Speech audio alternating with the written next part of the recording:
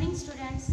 आज हम 12th history का जो हमारा सेकंड लेसन है उसका थर्ड पार्ट करते हैं।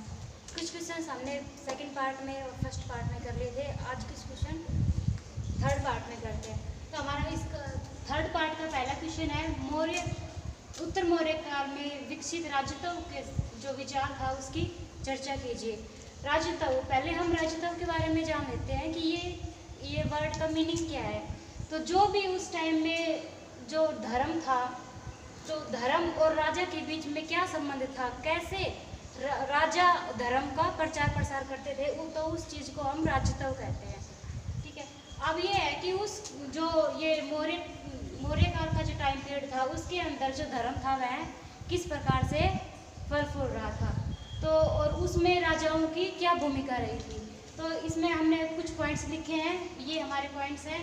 तो इसमें फर्स्ट पॉइंट ये बनता है कि उत्तर मौर्य काल के जो भी राजा थे उन्होंने सभी ने अपने आप को राजा के समान माना है, अपने आप की तुलना राजा से की है, और उन जितने जो राजा हुए हैं उन्होंने अपने नाम के आगे देवताओं का नाम जोड़ दिया था। ठीक है। तो ये हमारा फर्स्ट पॉइंट है। सेकंड पॉइंट है, कुषाण शासकों ने जो मथुरा में एक मठ था, उस मठ में जो देवता थे उसके स्थान पर कुषाण शासकों ने मठ में जो देवता थे उसके स्थान पर अपनी मूर्ति स्थापित कर ली थी। जो कुषाण शासक था उसने अपने एक बहुत बड़ी मूर्ति बनाई, और जो वहाँ पे जो भी देवता था उस स्थान पे उस देवता को हटाकर और उसने अपनी मूर्ति स्थापित कर ली। हमारा तीसरा पॉइंट बनता है, कुषाण शासकों ने देवपुत्र की उपाधि लगाई।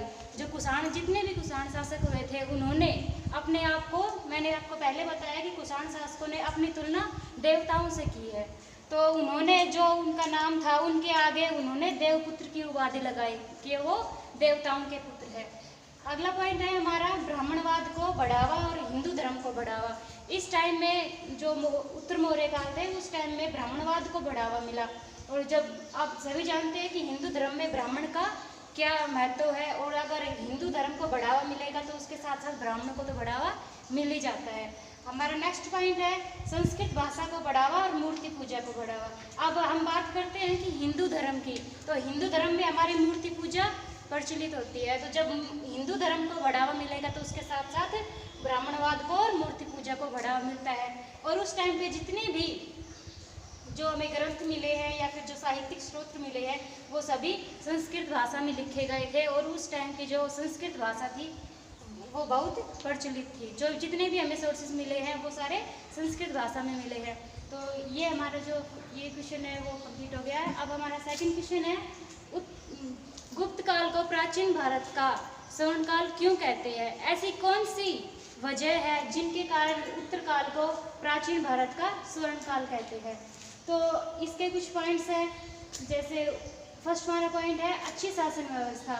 जो गुप्त काल थी उसकी शासन व्यवस्था बहुत ही अच्छी थी। गुप्त काल के जो राजा हुए थे उन्होंने अपनी प्रजा के लिए बहुत सारे कार्य किए, जो प्रजा के हित के कार्य किए।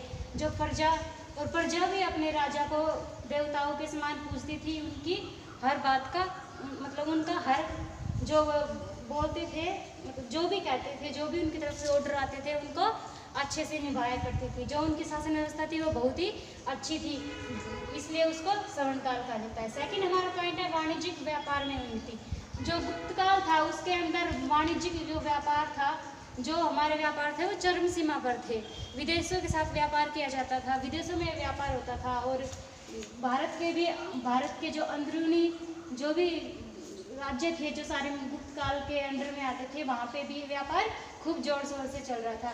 राजनीतिक एकता, गुप्त काल से जो पहले का पीरियड था उसमें छोटे छोटे जो भी राजा हुए थे वो मतलब कोई भी शक्तिशाली राजा नहीं हुआ, लेकिन जो इस टाइम से जो पहले राजा थे वो छोटे छोटे टुकड़ों में बट गए, जैसे शक वंश, चालुक्य वंश, तो अलग अलग वंशों में ये डिवाइड हो गया था हमारा भारत। लेकिन गुप्त काल के अंदर जो चंद्रगुप्त थे उन्होंने भारत को इकट्ठा किया, मतलब भारत में एक राजनीतिक एकता है उसको स्थापित की, जो कि स्वर्णकाल का प्रतीक मानते हैं। साहित्यिक उन्नति, गुप्त काल के अंदर बहुत अधिक साहित्य लिखे गए थे।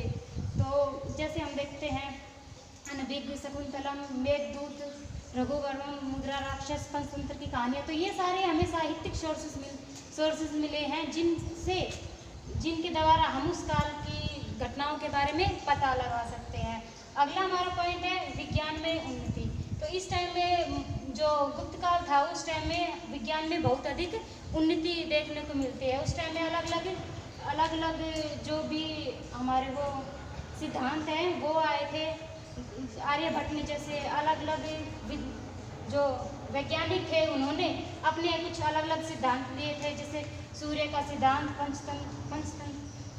पंच सिद्धांतिका और खगोल विज्ञान, वनस्पति विज्ञान। तो उन्होंने इनके ऊपर अपने अपने कुछ सिद्धांत लिखे थे। और इसके एक पॉइंट और है, इस काल में, गुप्त काल में बहुत अधिक ही जो वो था, जो शिल्पकला थी वो बहुत ही अधिक प्रचलित थी। गुप्त काल के हमें बहुत अच्छे जो भी हमारे बिल्डिंग वगैरह मिली है वो बहुत ही अच्छे ढंग से सुव्यवस्थित की गई थी। तो वहाँ पे हम ये बोलेंगे कि ये सारे जो पॉइंट्स है, मतलब जो इन्होंने कार्य किए उस टाइम के राजाओं ने, वो सभी, उन सभी को देखते हुए इतिहासकारों ने गुप्त काल को प्राचीन भारत का स्वर्ण काल कहा है।